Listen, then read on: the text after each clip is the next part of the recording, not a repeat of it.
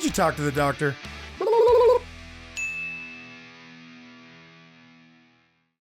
Well, hello there, and welcome to another episode of Talk to the Doctor. And I'm here today with cinematographer Aaron Lieber. Welcome to the show, my man. Thanks, man. Thanks for having me. Thank you for coming. So you know what I want to do is I want to just jump right into like where it all started for you. You know, as a cinematographer, when was the moment as a whatever time in life when you kind of realized, oh man, I'm digging this whole camera thing? So for me, it was like, I think I was 13 or 14 and my friends were really into skating. There was like the Jamie Thomas skate videos, like Zero, and that were dropping. And so the action sports kind of world seemed like it was really blowing up at that time. So I started getting into skating and realized really quickly I sucked and I didn't like falling. So I picked up a camera and started filming my friends who were good, and we would go to all these skate spots and stuff. So that would, and then my uncle was a professional photographer, so I was kind of exposed to that at a young age. And that was kind of when also films, like mini DV cameras started to become inexpensive. So I was able to get like a $400 or $500 camera that was like, you know, at that time, and it was like a Canon or. What was that? I can't remember the $400 or $500 camera. The camera I remember what we spent some money on was the Sony VX1000. That was like my first. That's a famous. That was camera. all of our first cameras, basically. So that was the first one. I think I got that pretty quickly because I want to say that one was like $1,200 at the time, maybe $1,500, which big is money a lot at the time. Yeah, big money at the time, and it produced. I mean, that was like everyone's. You know, that was like having an Almeric for a surfboard or something. Yeah. And where were you at this time? So I grew up in Fallbrook. Yeah, I should have backtracked. Yeah, I grew up in Fallbrook, and so not a lot of surf there, but what a cool area though. Yeah, cool place to grow up. Beautiful at that time. Area. It was amazing area. Yeah, it was just like a very small community. I remember like riding bikes and being gone all day, and then using the payphone to like tell my mom like, okay, I'm coming home or something, you know. And it was like when I first started doing it, I think payphones were like 5 cents to make a call. Yeah. And then a couple years later, they were 25 cents. Yeah, it really went up. Yeah.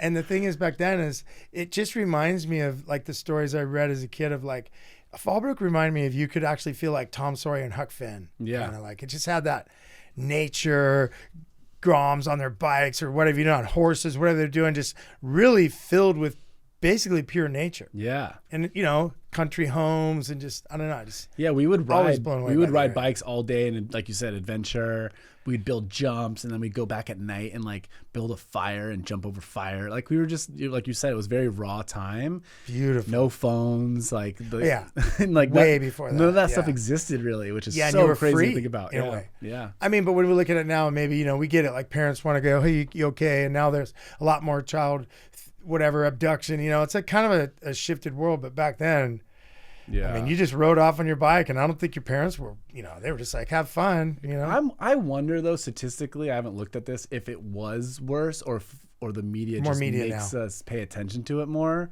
It's hard to know. Yeah. But it did seem like there were more authentic people that like your neighbor would look out for you type thing. Definitely. Right. And so like maybe something weird's happening and a stranger would step in and like be the good guy. Definitely. And maybe that doesn't happen as much now. I'm not sure. Yes. That's a hard one to kind of. It is. I agree with you on that, because the question is there just 50 more news channels and online and everything, so we hear about the stuff more? Yeah. But I don't know. I will say that the world does seem like it's gotten a little darker from if you were a parent and your kids just, bye, Mom. Yeah. You know? Yeah. Okay, Johnny. You know, I don't know. I just feel like, I think about this a lot. This is funny because, like, you know, Filmmaker, and we're already getting to like the politics of life. But like, I actually somewhat disagree, because I think like if you were in World War II and everyone was dying, like it's like we're in this weird paradox where like we have the least amount of death globally that we've ever had. It's actually the safest time to be alive statistically than it's ever been.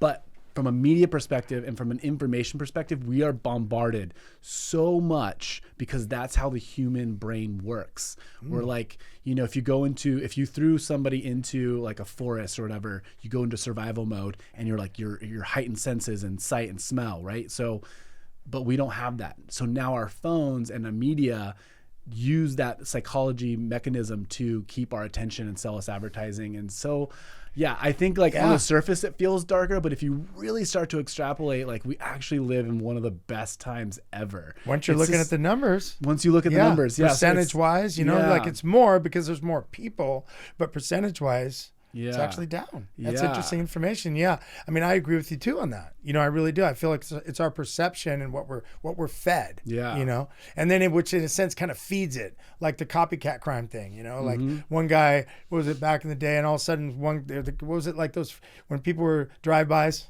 Yeah. There was no drive-bys when I was a grom. Yeah. And then all of a sudden there was a couple drive-bys, and pretty soon that's just, and then school shootings. There was Columbine, and now there's been 1,000 since or more, but whatever. I'm just saying there wasn't that when I was growing up. Yeah. No But the kids being shot in drive-bys, school, I would say drive-bys was kind of that like NWA Big time. gangster era. So like, but to your point, yeah, once you see something, it happens again. It just seems like humans do a Yeah. lot of copycat, right? Yeah. I mean, I know drive-bys were going on personally because way before what became popularized, but I'm just saying once the news gets on, then all the copycat. So yeah, and they do. They kind of do that. But coming full circle back to like, so you're a Grom, you're in Fallbrook. Yeah. You kind of live in this, like, it's next to like Rainbow and Bonsall. Yeah, You're yeah. living a rad dream. It's Southern California, Tom Sawyer and Huck Finn stuff. Yeah. And then you get influenced, you get a camera. Yeah. And let's roll forward from there. To backtrack for a second, my dad was a big surfer, grew up in Palos Verdes, and he was a longboarder. He used to sneak into lower trestles and longboard, and so he was of that era. And he wanted us to have the experience that you mentioned, in Fallbrook growing up. But he still took us to the beach, and like I learned how to like surf when I was maybe like 10 and like longboard and stuff. So I had surfing kind of with my dad doing that kind of stuff. But then in high school, I started doing the film stuff probably freshman year in high school. And then teachers at that time realized that video was becoming something. And so my English teachers would give us the option to make a video or to write a paper. So I graduated high school not knowing how to write a paper.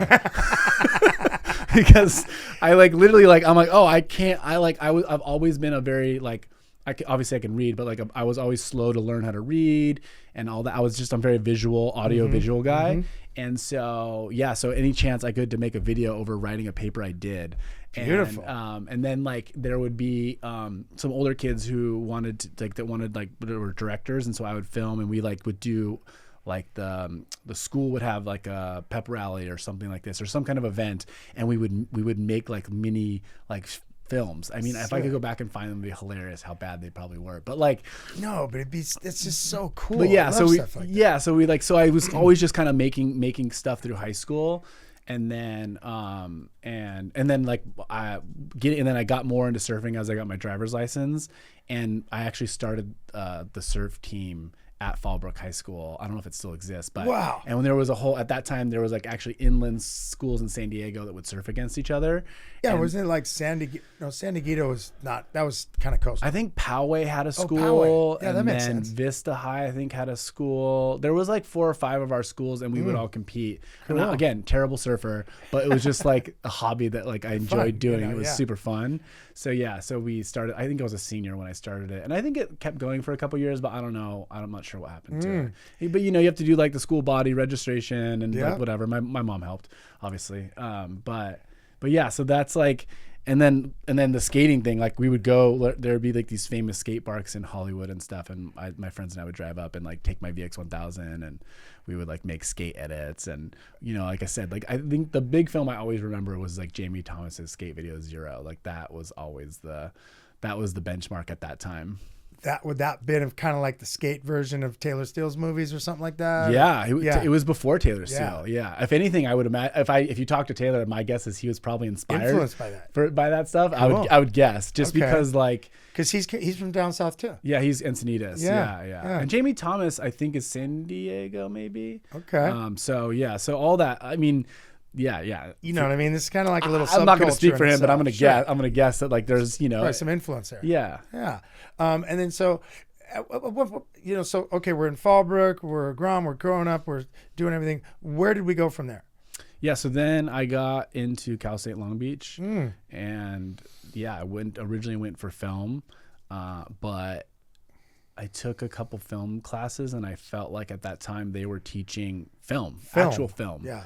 And then like they were teaching, there was like to graduate you had to do 21 units of like film history, and I was just like being in hindsight now as an adult, I'm like that actually would have been really informative, but as an 18-year-old, 19-year-old kid, I was like I feel like this is a waste of time. I want to get out in the world and like do stuff. And so I ended up changing my major to a communication degree because I felt like I was learning skills on how to like be a successful human. Sure. And then I got an internship at TransWorld Surf Magazine with Justin Cote. Cool. And the Cote brothers. All right. I think Joel Patterson was editor-in-chief at the time. He was. I wrote for them as well. Yeah. Yeah. I had a writing gig there when Zelda was there for a while. Yeah. Yeah, so that fast tracks my story of like they did surf, skate, and snowboard, right? It was TransWorld Surf, but it was Meachone Media. Yeah, Snow. it was pretty rad. It was I came in from the surf side, but I knew they did skate and snowboard. I thought it was a kind of cool business model. Worked at the time, but so that's cool. You had an internship at TransWorld. Yeah. Surf? So to backtrack a little bit, I originally wanted to study abroad, and it ended up being really expensive. And like where would that have been? I wanted to study abroad in Australia.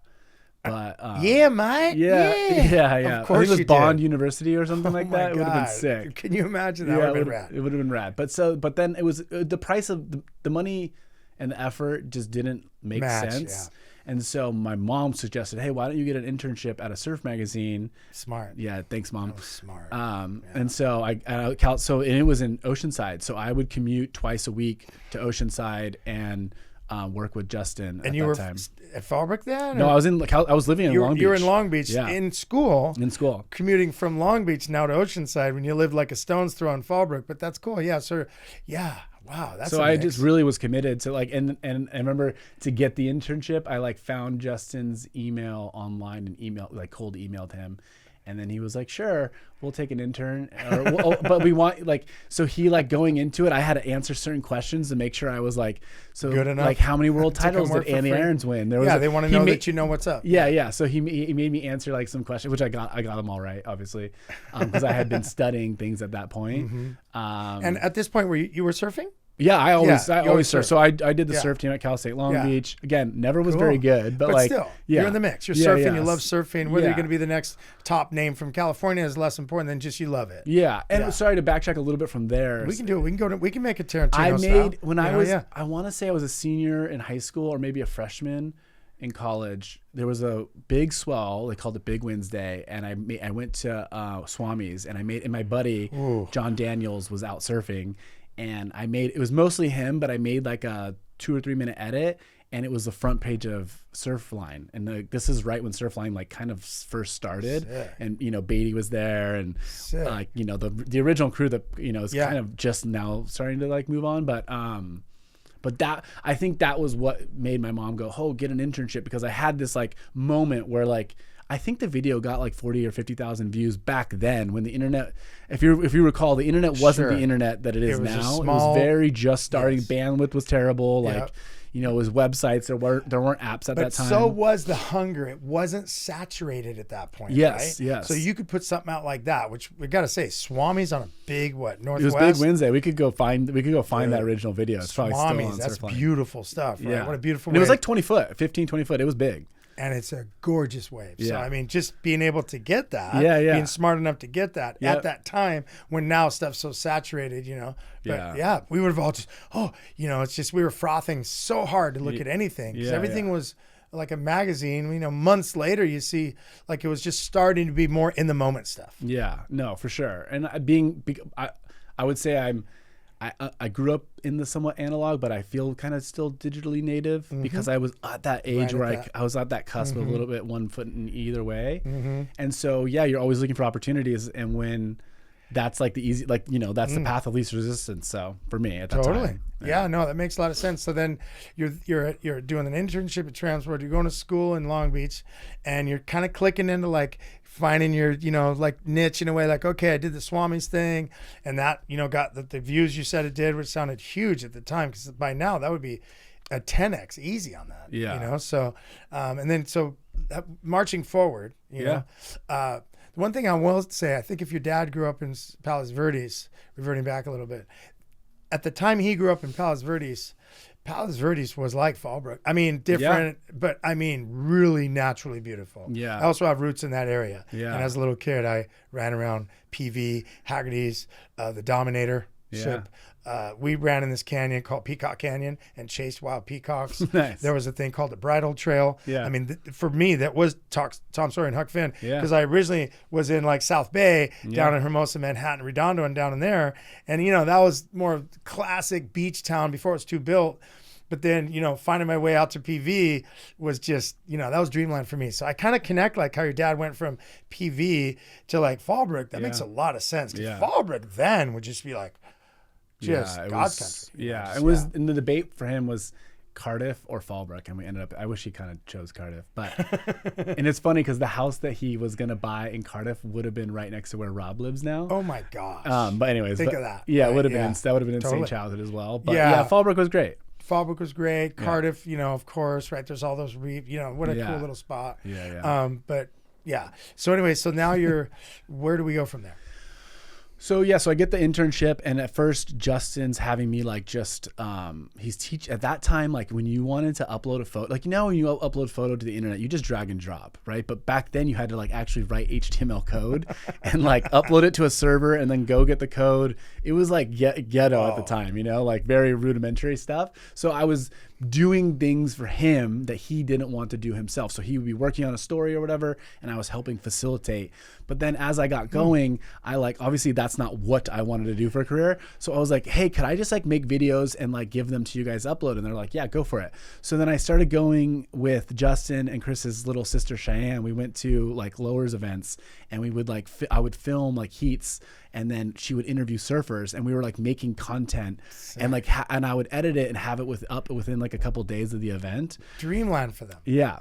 Dreamland. Yeah. And so ahead of your time. Yeah. So I was like the first person creating video content for TransWorld Surf, I think I can claim that. And still as an intern? As an intern, yeah. Wow. Yeah, as an intern. Because Did again, you ever start showing up with the cashish? Yeah. So then when the internship, you know what I mean? At one point it was like, hey, bro, like I think I proved my deal. What's up? No. Well, for sure. But when you're an intern, you're just like looking for opportunities and experiences, and like I didn't yeah, it was just fun to do it. I know you didn't expect it, but still, it just seems like at one point, it sounds like you created enough value. I hope they were, So I always feel that way too as a hunter. No, they were so good. So after the internship, they hired me to come to Hawaii, put me up in, they rented Freddie P's house, the yellow one.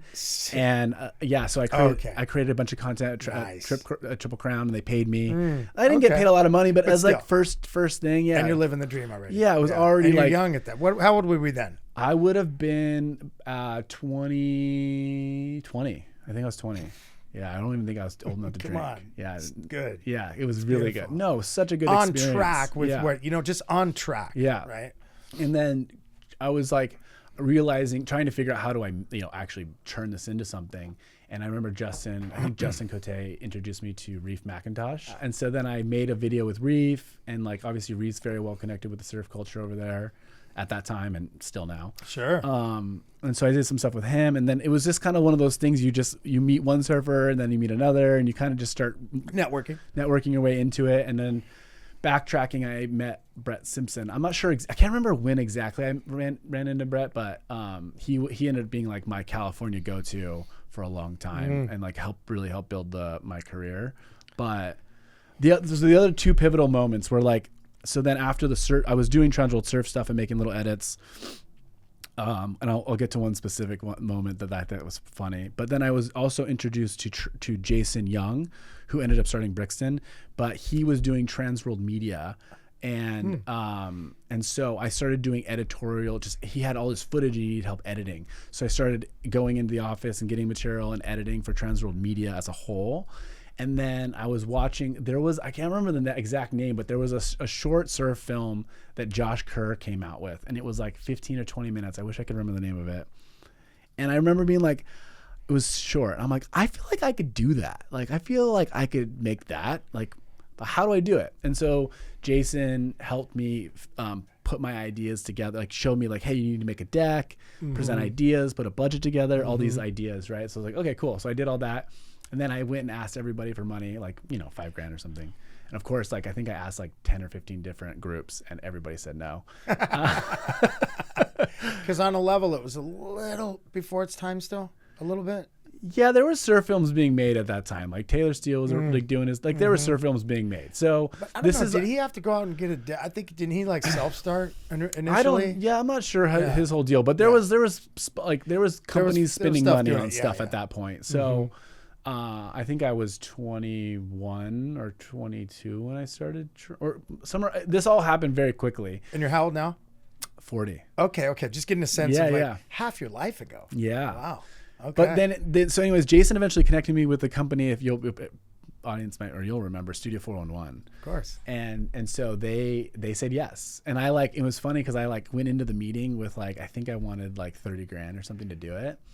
And but I put a little kicker like, hey, for $5 more grand, I can make it in HD. I can buy this camera and do the whole project in high definition.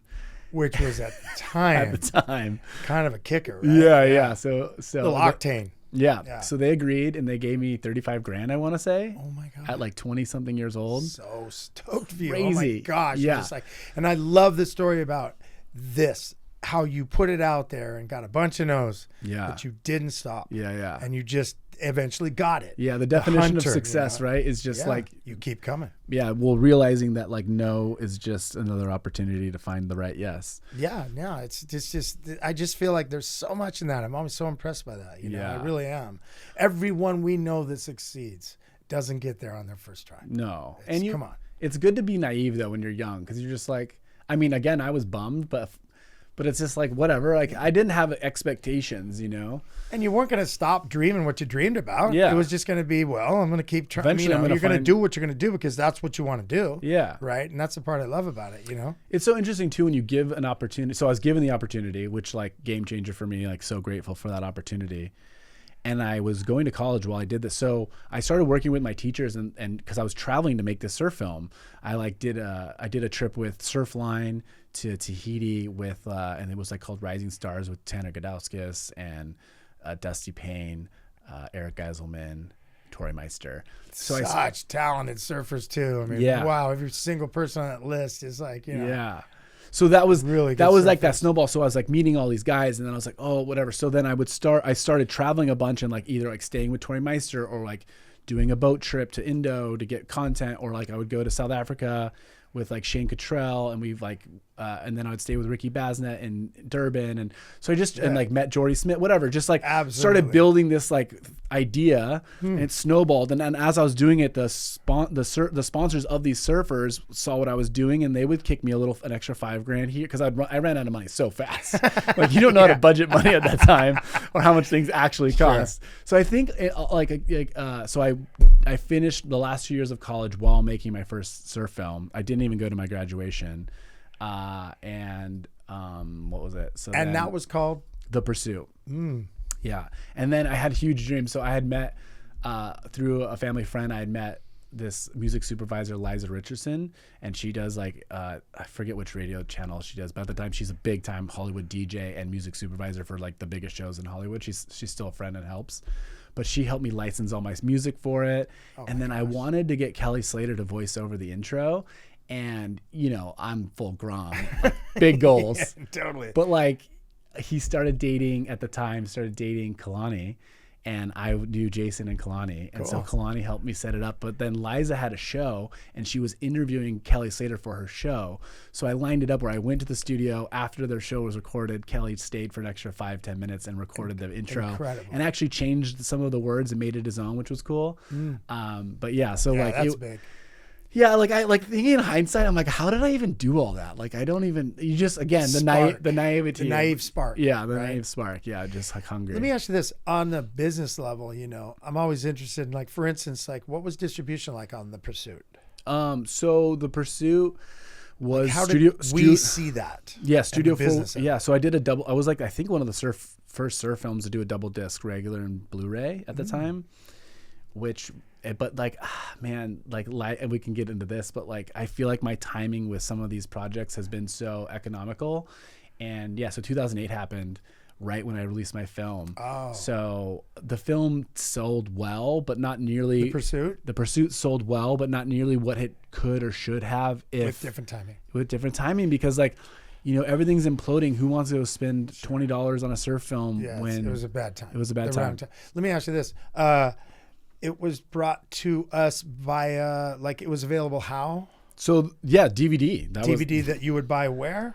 At, like, surf shops. Surf shops. Yeah, that old model, right? Yeah. Okay, which was a distributor that, you sold it to get it to the surf shops? They're the Studio 401 paid for the film, so they distributed it. Yeah. Oh, sweet. So that was all kind of baked in. But then in-house. In-house. So it was all baked. You didn't go to a third-party distributor to get that. The distributor at those times, distributors would fund films because they were making money on them at that time. There was actually a business model for it, and so they gave me that initial seed money and then of $35,000. I want to say I ended up raising either 70 or 75 grand on top, So you had $100K. No, total. So like I raised another 30 grand through sponsors on top of that. So you had about $70,000 budget. Yeah. To make a movie that.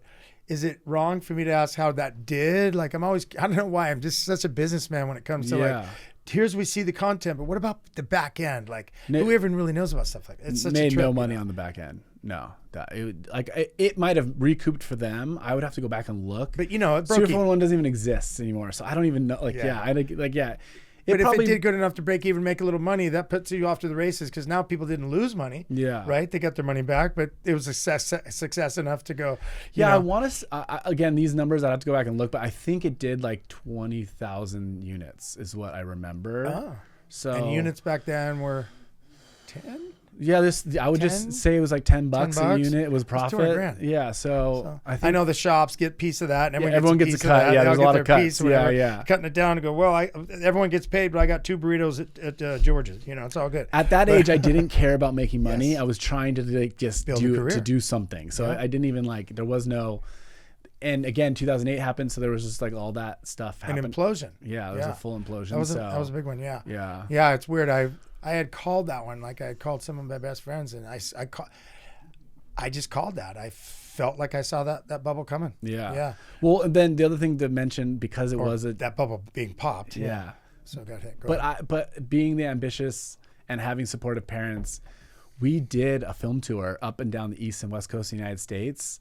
And my mom helped basically do the whole thing. And so basically what we did was we called surf shops up and down the coast and coordinated a premiere before it launched. So I flew to Miami and did events from Miami all the way to Rhode Island and then ended in New York. And Etnies at the time. Like 4-wall style? What do you mean? Like, what do you mean? How did you do events? Like, no, it was... So it's digital. How did people? So we would have a projector and speakers and 4-walling. Yeah, at surf shops, or the surf shop might have been connected to a theater. Yeah. Because back then, like it was a grassroots, very grassroots, but like the culture of surfing back then was very like vibrant. But also that's what people did. So this as soon as you connected with the right person, it was a pretty plug and play. Sure. And we did have sponsors for the film, so there was that usually sold product in a surf shop, so there was support. Etnies gave me Etnies basically paid for the rental car for me to drive up and down the East Coast. That's so cool. And then West Coast, Toyota gave me like a car to drive and have it and park out in front of events. And same thing, I did like San Diego to Santa Cruz. I mean, that's the kind of stuff that's just so cool. Yeah, so fun. And you're really getting the support. I mean, I feel like which we don't want to do, but if we jump forward, it's a whole new world now, right? Yeah. So that world, looking back at it, I mean, kind of living the dream, you could kind of be the, I don't want to say spiel, but you could just be some sort of guy from our culture in a sense. I was living the high life at that point. I remember, I'm just like backtracking, like Pat O'Connell and Hurley sponsored the very premiere at Laguna Theater, which is like isn't even there anymore. It's Rivian now. Rivian now, but the original Laguna Theater is where the original premiere was. Yeah. And like Pat Parnell and like some of the media came and did interviews. And it was like a whole event. It was a whole event, and all the pro surfers came. People were very excited back then. Yeah, it was they're trying to get that many people stoked now. It's so saturated. It's a whole different universe now. But at that time, I feel like that was good timing. Even though 2008 might have not have been the greatest timing, that aspect of it was really good timing. Yeah, because there was a lot of support and a lot of love, and there was still a lot of people stoked to go see surf movies at an event. Yeah, so that just sounds really cool. Yeah, for sure. No, I feel so lucky to have had that chapter in a sense, right? Yeah. And then say now we're there, and where do we go from there? Like, so now we're what when you did that, was that when you were like 22, or were you by then like 25 by then?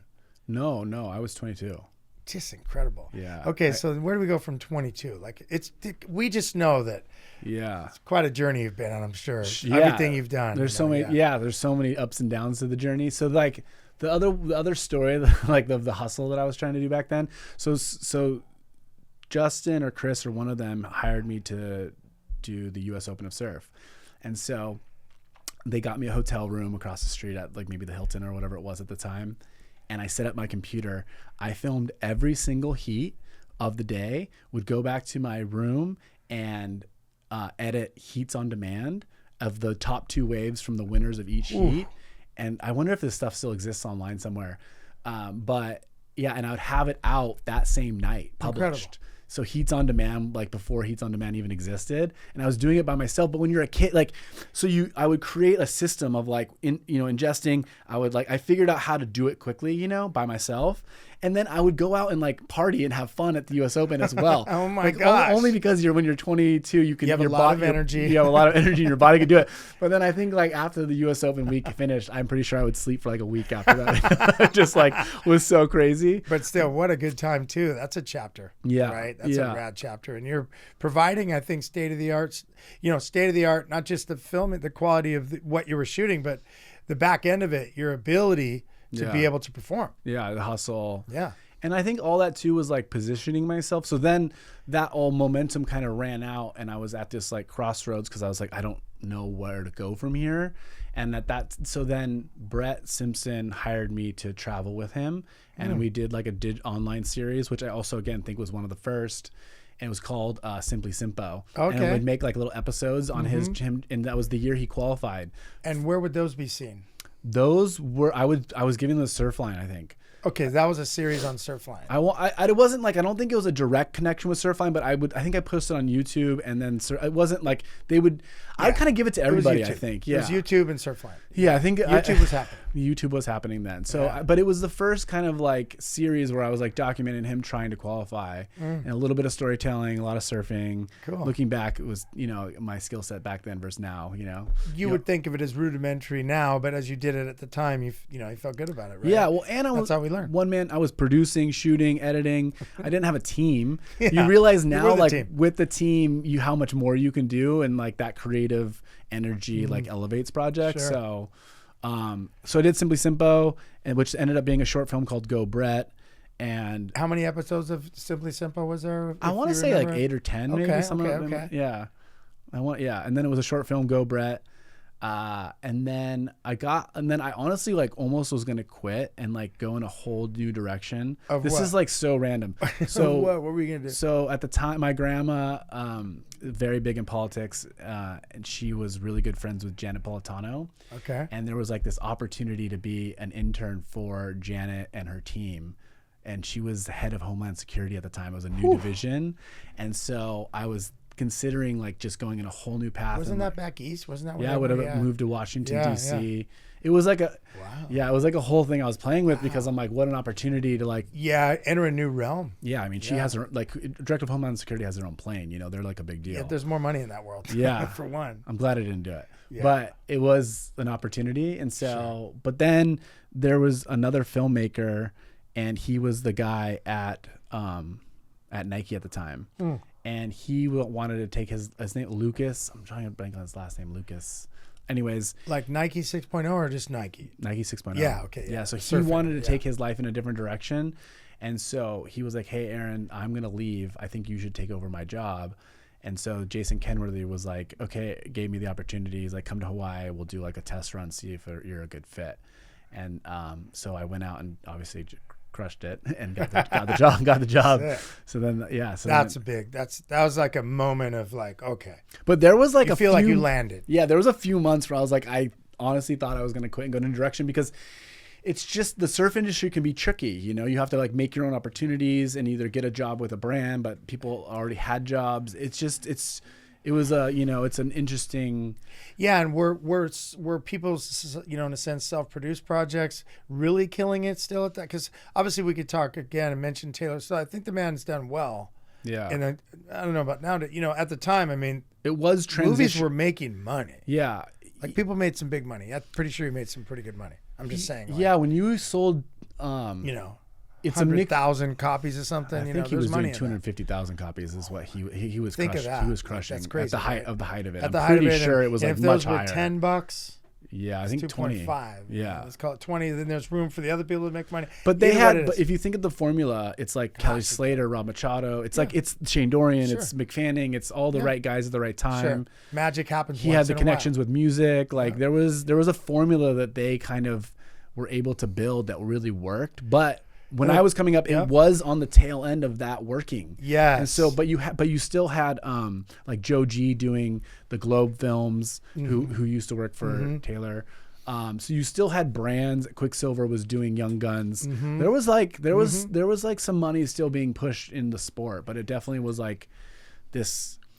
But again, being like, just because I did things doesn't mean I fit into some group. There already were people doing things, so I had to. You were carving your niche in the middle of all these other people that had a pretty carved up lane. Yeah, exactly. Right. And then the main thing I would say, and we would see this to be true about every form of media. I mean, then the distribution model shifted. Yeah. And then it went from how you see it. Like, I always ask this stuff because it interests me greatly is how do we see it? What's the business behind it? Because, I feel like that's really the key to really succeeding is understanding the business model. We bring the creativity, we bring the technical production, but we got to understand the business. Yeah. And at that time, I mean, the business shifted, like say with albums, it shifted from Blockbuster to streaming. And it just shifted big shift. And then adapting to that shift, some do it well, some don't, So I think in that way, surf movies, which were basically being bought at surf shops, that faded. Yeah. And that became some sort of different distribution model, which people had to figure it out, which was iTunes. Exactly. We went to digital. Yeah. We lost the physical touch of buying. Like with albums, you'd get the album, you'd open it up, see the art, you'd bring it home. Yeah. It's like all available through your computer. Yeah. And that I think changed things. Well, we know, I don't think that. It just fact is it changed. So, and then adapting to that. And then what that's become. I mean, I think it's a whole different deal. And I said the word earlier, saturated, because now I think the audience is so saturated just that it's got to be tough in that way. Yeah. How to make money, how to, wow. I mean, I know we're jumping forward kind of, I don't want to do that yet, but as we're marching forward and there you are at that moment where you're, doing what we're talking about with landing the deals. And then at one point what happened was that the technology shifted. Yeah. Wasn't it kind of right after that? Oh yeah. I mean, if I scrolled to my very start of my Instagram, I remember like starting to post while I worked at Nike on Instagram, and the posts are so terrible. They're just like the dumbest things ever. But that was where what you did, where it was, because nobody really understood social media. So yeah, the platform, like the move from analog to digital happened very rapidly. Yep. And to your point, as soon as you're like, oh, you paid $19 for a DVD, and now you're trying to get someone to buy something for the same price, but it's digital. It starts to be like, well, why would I pay that? It's just, and then you have like, instead of having like maybe 2 or 3 really awesome surf films that come out, you have 20, 30, whatever. Yep. There's just the volume goes up. Yeah. And then everything just like, if you think about a pro surfer's career, because all this actually stems back to like, how does a pro surfer make money? Yep. And the way they made money was like being in surf films and getting attention. But once it shifted to like, oh, I can just get attention by posting on my social media account, making a surf part becomes less important. Because they made clips. Yeah. Instead of being in movies, which was their only way. Yeah. Now they could kind of take and in a sense have a little bit more of their own pursuit of their own destiny in their hands. Yeah. Because they could have a guy and they could shoot on some mini little digital camera and post it up and kind of take the reins. It's also culturally like, at the time people would work with, maybe there'd be 1 or 2 filmers or a couple, and they would go on trips, and it was very community. Like I think the Taylor Steele era was such a unique thing because there was like all these huge names, or they became huge names, like however you want to say it, but they also all hung out together. Now every surfer has their own filmer. And so it's become more individualistic rather than community. And so that would be my advice to any surfers coming up, is like how to like do more together, because get some buddies and go do stuff together. Like I want to say it feels like what Taylor and them did. I mean, they just took it all the way from Bruce Brown films, which were basically just taking a couple guys and going on a fun trip. Back in the day, there was these authors that wrote in the mags, Kevin Naughton and Tom Peterson, There's 2 authored really incredible surf travel stuff.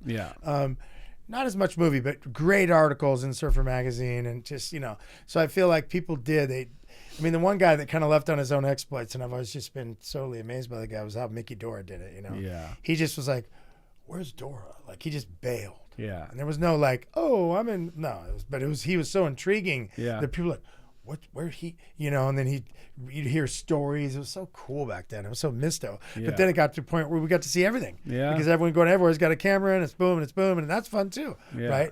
But I've still been always curious about like, well, how are people, you know, where does that business model, that's a trip to me, how that must have shifted dramatically from, you know, and I've seen it to be true.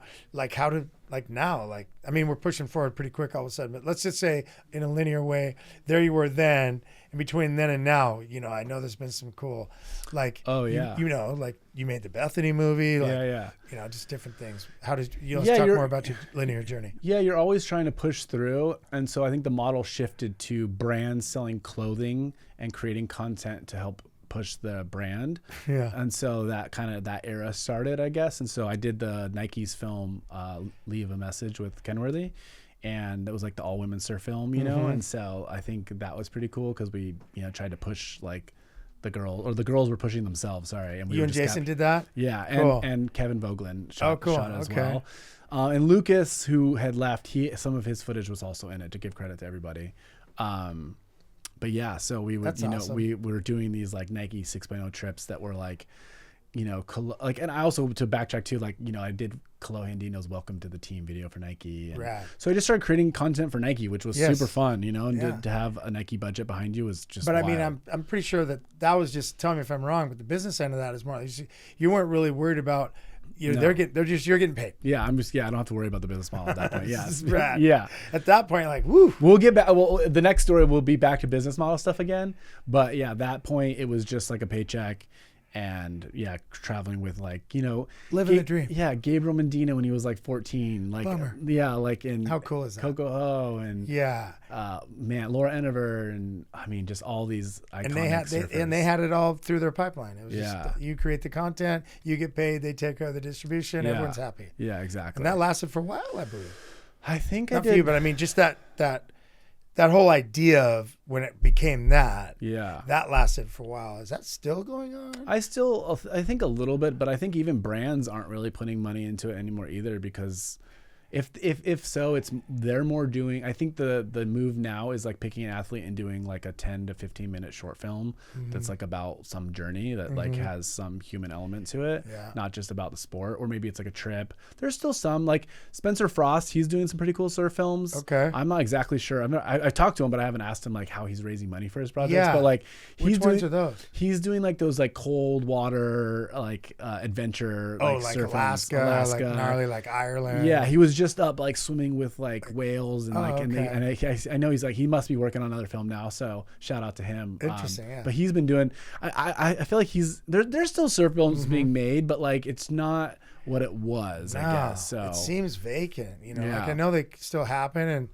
it just seems like, God, it was just incredible, the shift. I mean, it really parallels music and feature film. I mean, it really does. I mean, it's, you know. I feel like there's going to be this curve where we went from analog to digital, and while we went to digital, it was a very confusing time, and I would still say we're in the confusing time right now.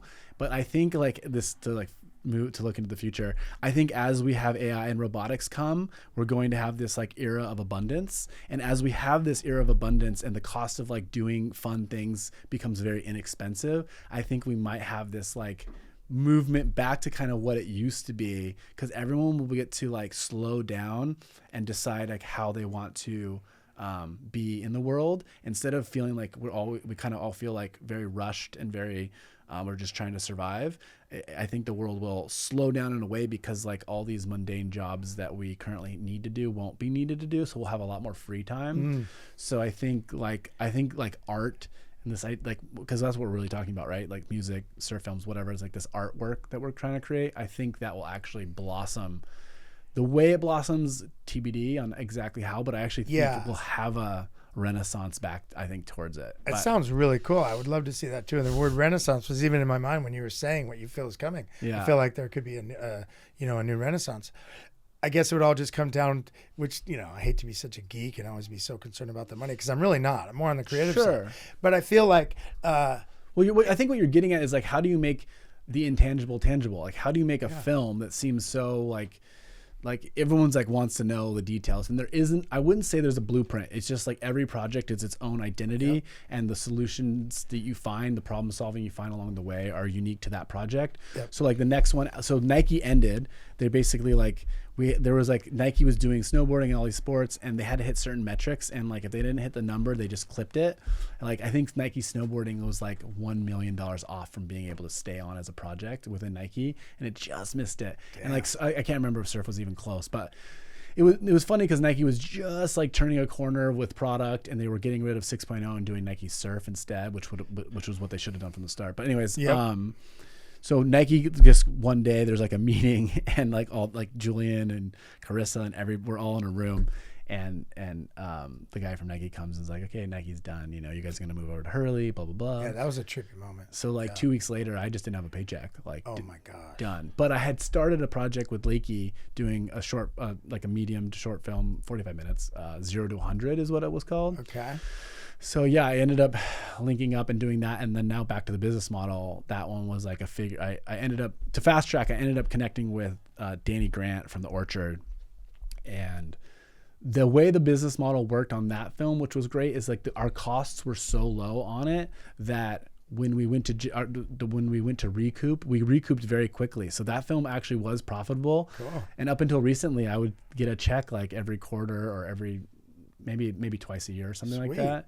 And then eventually just once a year. But yeah, so that film was actually profitable.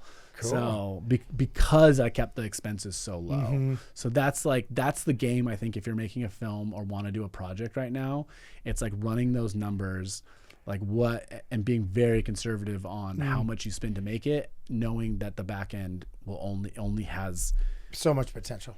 Yeah. And by understanding that from a production side, producing side, understanding the nature of, at every stage we're at, understanding the nature of the distribution side, I think marries together, you know, like for me, I guess when that all came together was I put my first short film that I wrote and directed. I ended up in a film festival in LA, and this producer, this guy, John E. Lee, was giving a seminar, kind of just speaking to filmmakers, you know? Yeah.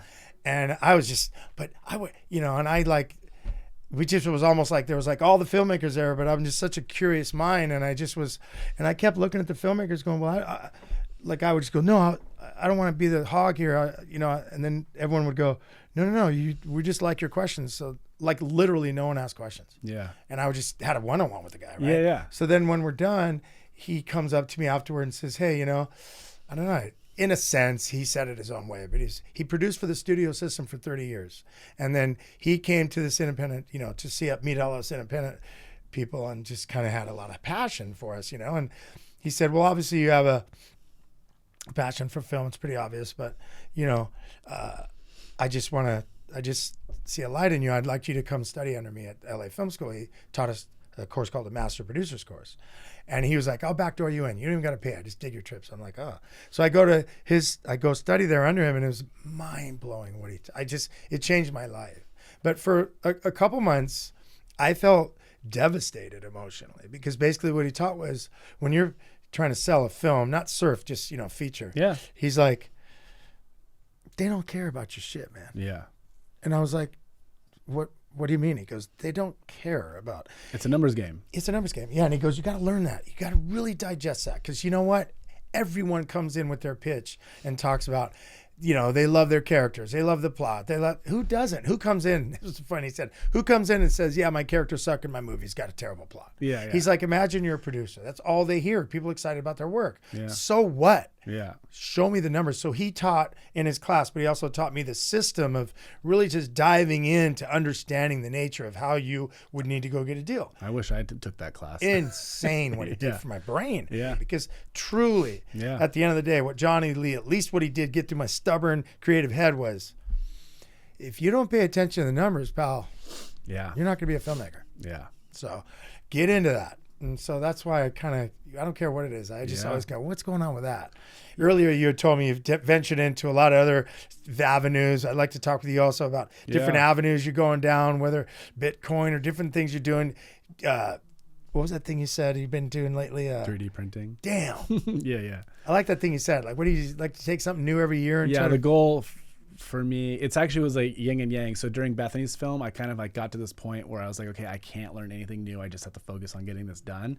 But then as soon as that project was over, then I like had maybe a year off. And then I was like, oh, I actually like learning. So now I've taken this approach of like trying to do something new every year. That's Super like hard and cool. challenging. Wow. Like That's so really inspiring. Got my drone pilot's license. I don't even really like get hired to fly a drone, but I just went and got that, which is hard. Sure. Learning the maps and stuff. And yeah, learning how to 3D print was pretty fun. I started a little side business selling some products and did like 1,000 sales or something. I'm kind of winding that down now, but anyways, but yeah, it's always trying to learn. And like you were just saying on the, asking the questions. I mean, I feel like I probably should have asked more questions over the years. I think my approach has always been like very naive of like, I'll just figure it out when I get there. Yeah. Like I don't, and I actually recommend that to some degree to filmmakers. Full gusto. Well, because, just go do it. Yeah. If you look at the whole pie and you go, it can be too overwhelming. Yeah. So I'm just going to like bite off little chunks at a time and like go. Those are the guys that get it done, because the guys that analyze too much, they're too cynical. Yeah. Like, because the data probably most of the time doesn't look great. Yeah. If you just study data, you're going to be like, oh, I'm pretty depressed. Just give me a job at Walmart. Okay. Well, but you just go do it and you'll figure it out. So to some degree, that makes sense. But in hindsight, you're probably going, yeah, I would like to take that class. You know, I get it. But and some of the information is just really hard to get. But I would run, I've done so many events with films I've made or sponsorship stuff. And so many people I've met were like, I'm thinking about getting this camera. Do you think it'll help me? And I'm like, dude, I don't care what camera you get. Just get something and go. Just go. Like, so many people get locked in their head on like the camera or whatever. And I'm like, dude, I've used so many cameras. Yeah, I get it though. But yeah. No, yes and no. I mean, not get locked in your head about it, but concerned. Yeah. Yeah, you're better off starting and having it suck than like never starting. Exactly. So like that's what I'm like, dude, like you're way too hung up on the camera right now. Like, yes, get a camera, and like what happens is like it sucks, and then you go find the better. You know what I mean? Like never ends. There's always a better camera coming. Yeah, there's always. I mean, with Lakey's film, I did it with like a 7D and a GoPro, like the original GoPro. Like but you did it. Yeah. And then the trick was, though, at the very end, Red cameras were coming out. And so, like, I rented a Red camera from a buddy, and I filmed the whole intro to Lakey's film with a Red camera. So it made so you can trick people's brains. So a really nice camera at the top made the rest of the production feel higher. Because once your brain sees high quality, when you go to lower quality, it doesn't matter as much. Doesn't register as much. It's interesting. Good thing. And so I had these other little moments where we go back to the Red footage. So yeah, there's always a trick to it, and so Jim Gennard, right? What an interesting moment. Yeah. What he did to create the Red Cam. Yeah. Kind of changed all our lives in a sense. I mean, we have the Red camera changed my life for sure. Totally life change. Big moment in the history of everything, because before that, basically it was, kind of features or whatever. Stuff was out of our realm. And then he created a camera that we could afford, that we could use, and we could change our lives, and we could show beautiful footage. And it wasn't just Spielberg and Coppola, nothing against those guys. We love those guys. But I mean, they had a chance to get in early enough where they could be funded. Yeah. And then guys like us with our dreams, how were we ever going to get it to look like that or get distribution in that way? And these cameras allowed that to happen for guys like us. Crazy. Yeah. The Red camera was a game changer for sure. Game changer. And like on that note too, it's like they did a competition. Red Digital Cinema and Surfer Mag partnered up. There was a skate one, a surf one, and a snowboard one, and I was invited to compete. And Noah Beshan and I ended up winning that one. Sick. And so I won. Like I had bought a camera, but I also won one as well. And so that partnership with Red has been really cool. Yeah, been super cool. If we were to go through a list of like chronologically your films, would that be something you could off the top of your head? Oh yeah. So it was The Pursuit, and then it would be Simply Simpo Go Brett, Leave a Message, 0 to 100, Bethany Hamilton Unstoppable. That's like that's my list. I mean, tons of short projects. Yes, tons of short stuff in between. I know you've done a lot of really cool stuff with all kinds of, Noah, you mentioned Noah. I know you guys, Shane, and all kinds of, you've done a lot of cool. Yeah, it was just cool to hear the chronological list. And I know we had mentioned at one point the Bethany. A while back, I asked you, of course, how that worked out, with the Bethany film, the distribution, all that. But that was something. It was a moment for me because I was like, I know that was tough for you for a lot of reasons. And as I approach more and more filmmakers constantly, it's a lot of hardship in that's, you know, Yeah. I just want to learn as much as possible before I get down. You have to sit down and make a deal, you know, because it's like there's so many little weird, like you said earlier, we were off camera. I think you said something about, I forget how you said it, but it was something to do with the distribution model on that scale is a casino. I think. Yeah, that's right. It's a casino. They set up the distribution financially in a way that they're going to win, and you if it ends up being maybe what they might, I don't know what the term they would use, but if it ends up being like a unicorn and does really well, then you win too. But most likely it's not going to be, and they know that. And so they kind of build the structure in the way that will benefit them. It's really predatory. Do you believe that, having learned that you could structure a deal now, if you were going now and you had the Bethany movie now, and you were sitting down to work out a deal, what you've learned, do you think that would help you be able to analyze less of that, like you'd be smarter at the table? Oh, I mean, for sure. I do phone calls. I have done less now, but when that film came out, I've done a bunch of phone calls with filmmakers that had films that were finishing it and told them what I learned, so that they could not make the same mistake I made. Yeah, it basically comes down to, I mean, we can get into so many different things, but that particular thing, the issue that I ran into was there's this little line, and it's called Prime Plus. So let's say like whatever money they're putting into distribution to buy the film and distribute it, they're getting, I want to say, interest? It's interest, but I'd have to go look at the contract. But I'm just going to make up some numbers. But let's say they're getting like 5% interest on whatever money gets allocated, and you're like, okay, that's fair. Like, the movie needs to make money. They're loaning money out. Got it. But it's that 5%. I'm just going to make up the number. I think it was 5% plus Prime. I didn't know what Prime meant. Do you know what Prime means? Okay, so I've gone on this like 4-year financial journey to like understand the whole ecosystem of money and how money works. But basically, Prime is basically the rate that the Federal Reserve sets interest rates at.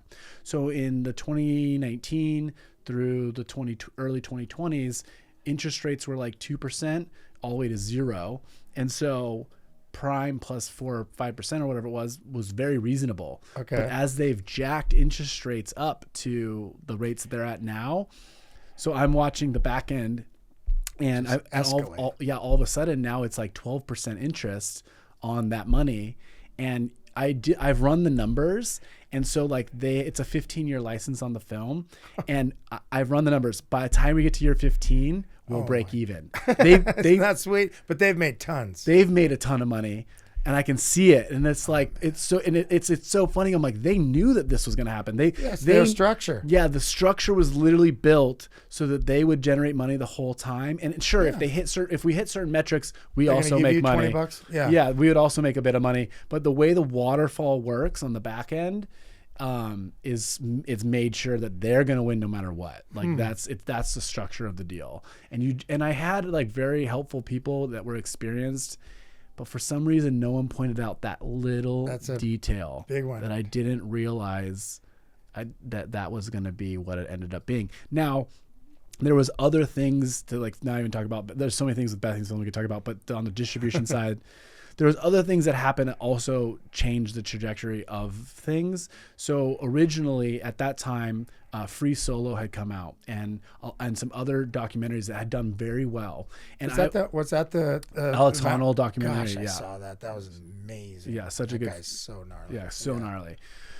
But Nat Geo, it was so behind the filmmakers and the film, and the way they did their distribution was smart. And I studied all that. There was a bunch of documentaries that were coming out and doing well in theaters. And the way they would do it is they would release in a very small part of the country, like let's say 10 theaters, and they would make sure to pump marketing into that region to sell out the theaters and get a high theater average. Yes. So you want like, there's like I memorized all these numbers at the time, it's but a number matrix, yeah. But basically, so I studied all that, and so basically you want to have like 80% of the theater full, and then that momentum will carry into other markets because regional distribution. Well, media. Well, if you hit certain numbers, then media like looks at that and goes, "Oh, we got to talk about that." Yeah, and so then you get a lot of press, you get a lot of publicity, and then you do a slow expansion. So you go, let's say you do New York or LA or whatever, and you do well in this, and you do like you market the crap out of that area. Yeah, and like when I'm saying small, I'm literally talking about like you do 5 theaters, like very small, and you make sure to like you make it feels exclusive and whatever, and then you build it out from there, and then you go nationwide eventually, and you look at the back end, and it was a model that was working really well. And when I was trying to do distribution, I was trying to go with one of the partners that would do that, and at the time they didn't feel like they didn't feel like they had other films in the can that they were already working on, so my film didn't fit within their business model at the time because whatever. So then they ended up coming down to Sony because Sony had done Soul Surfer and Entertainment Studios, and they were going to do theaters, but it was kind of like a very like a user generated kind of model, and but Entertainment Studios agreed to do like a full like an actual theatrical release. So like the naivety of my mind and seeing what other films are doing, I was like, oh, like I think we could do that if we follow the structure. So we didn't follow the structure. We'll get there. But basically, like you have all these meetings, and before you sign a contract, they tell you what you want to hear. And so they're like, yeah, we're gonna like. I was like, hey, they saw the business model working in that way, blah blah blah, and they're like, yeah, let's do it, cool, all this stuff, and then we sign the contract. And as soon as the contract's signed, it's like I don't exist. Bait and switch kind of vibe? Oh, for sure. But kind of in a softer way, but like I wanted to do a poster that looked a certain way. I wanted the trailer to be a certain way, like all these things. Yes. And they're like, they did it their way. And anyways, and they spent money, and then they spent marketing money. Like they were spending marketing money on like radio. I'm like, if you guys took the radio budget and just did Instagram at the time, literally everybody would have crushed it. Like just like dumb things. Sure. And also there's just a way, like at that time I had spent like, again, putting one step at a time. So at that time I had done my homework on like a strategy, and I had put together a plan together. Like, hey, this is, what I want to do. Mm-hmm. And so I was having some problems, like some friction. But originally that was the plan. Then July, that was in July that we're releasing, like maybe July 12th or something. And which was crazy because we were going to be going up against giant box offices. Yeah, it'd be better in the fall, right? I was like, I was trying to delay, like, let's do it later. Like we're going to go up against less huge films. Come out in October, And so, but they didn't listen. And then 2 weeks before, instead of doing the original plan was a bunch of small theaters and then go big, somebody made the switch, and they're like, there was in the agreement, they had to hit like a certain number of theaters, which was like 200.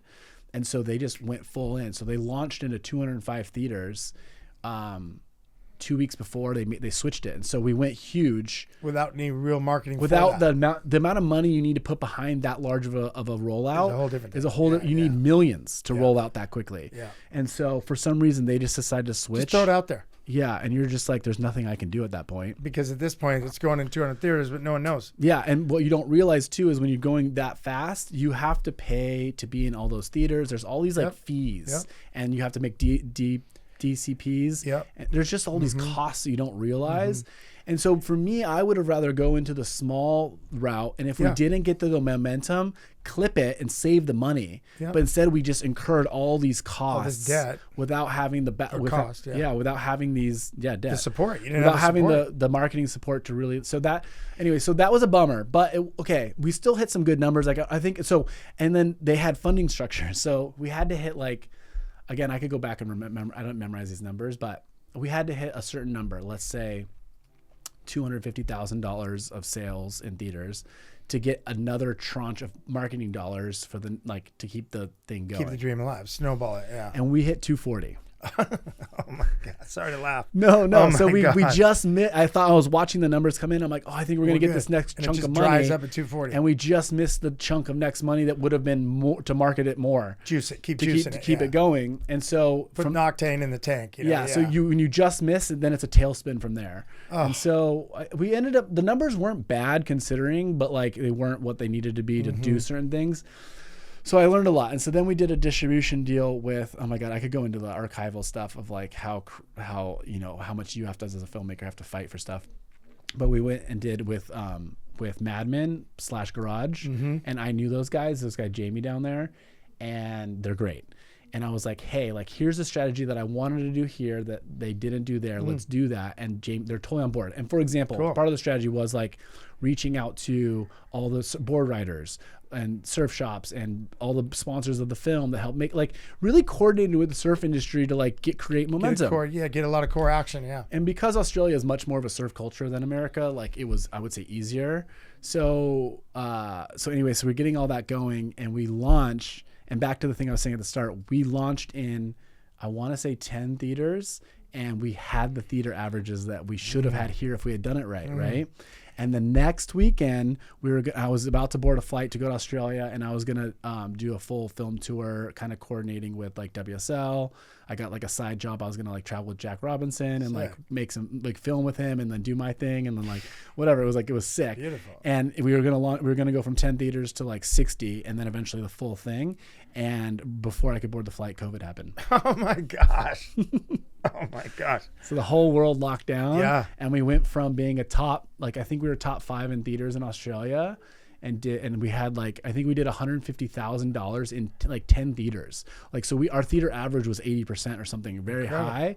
So our theater in a smaller market, like Australia is the size of California population wise. Yep. So in a smaller market, we did better. Wow. Which proved your point. Which proved the point. Well, and yeah, but I actually think the numbers in Australia would have beat the United States. Which I would have loved if that had happened, because then I could have gone back to the people in the United States and go, see, I told you. Just listen to, come on, I got something to offer here. I'm not stupid. Come on. I've been working on the project for almost 6 years at that point. So I really and spent a ridiculous amount of time, and energy to get it there. Anyway, so Australia got clipped. I had lined up a theatrical tour through Europe. That's now done. And then we had lined up a theatrical in Japan. And the Olympics had reached out to Bethany. We're like, hey, we want to host you as a guest of the Olympics. And she's like, hey, I'm launching a movie. Can I like talk about it and promote it? And they're like, absolutely. So the Olympics were basically, love that. Yeah, the Olympics were basically going to give us free media. Oh, what a bummer. And we were going to have a theatrical in Japan, which has a huge surf culture. Yes. Gone. So I lost 3. Because of COVID? Because of COVID. Yeah. So I would say millions of dollars were lost because of that. The timing of COVID. Yeah, very depressing, to be honest. Jeez. But you know what? Your transparency about it is, I'm so stoked to talk to you about it. I mean, I'm just saying, I know it's got to be a lot of pain. Yeah. But at the same time, you have a smile on your face and you have a great attitude and you just live and learn. And I had other filmmakers that made films that like didn't even get to go to that was done. I at least got a little bit of a scratch of like the joy of like, cause you put so much time into these things. So I got a little bit of that. And right before COVID lockdown, I had done, there's a tour in Europe called the Ocean Film Tour. And they cut your film down to a little bit shorter and you share time, they flew me out and I did 10 events through Germany. And each event was sold out with like 700 to 1,000 people. And I did talks. Killer. And I flew back before the country's, like I was literally going to be home and then go straight to Australia, and COVID happened. Oh, okay. That was before the COVID. Right as COVID was like starting to spread. Wow. Because at the time I was even making jokes on stage. I would be like, thanks for not being scared. And everyone would laugh because it was so early. It was early on the COVID thing. Yeah, it was December. I want to say January, December or something like that. Right in its little moment of, oh my gosh. Well, you know what? Something I like to do is, with all this talk of films and, just everything to do with that, let's go into this thing I like to do, like top 5 favorite filmmakers of all time kind of thing I can ask you about. So first would be Steve James. He did Hoop Dreams. That was like, I think one of my original just like favorites. And then in the Hoop Dreams, I mean, as you know, is like follow these basketball players through their lives and where they ended up. And then he did another film, about Steve Prefontaine called I think it was, or Fontaine maybe. And it was with Jared Leto as the main actor. And what I really liked about it was he used archival footage from the original races when Steve Prefontaine was in the Olympics and all this stuff. And so he had actors acting these scenes and going through the trials and journeys of the story, but then had real archival footage. And incredible. I still would like, as a career-wise, I would love to do that. Yeah, that's a really neat thing. I almost want to do that. Feature with docu a little bit, but it's feature. But then they get the real stuff. I've talked to Bethany about trying to do it with Unstoppable, basically, but because we have all this incredible footage. So imagine basically we could get actors and like supporting the original footage. She's like not totally on board to do it just yet, but maybe later on her life when she's more ready. There's no rush to do it, but I think it'd be so fun to do something like that because you get the connection of like actors and breaking down scenes and really like the human element, but then you get these like big moments where like you surf Jaws, and you just can't have an actor do that, right? Totally. So you could cut to real footage. And I think people really appreciate that too as well. Yeah. You know? Yeah. Yeah, they do. It feels very tangible or very real, or then it supports the acting. Yeah, it does. Yeah, and also because there's so many films where you're like, this is based on a true story, but when you're able to integrate real footage, it just really hits home. It hits home. Yeah. It gives you like chicken skin. I still think about his Steve James films, and he's so talented.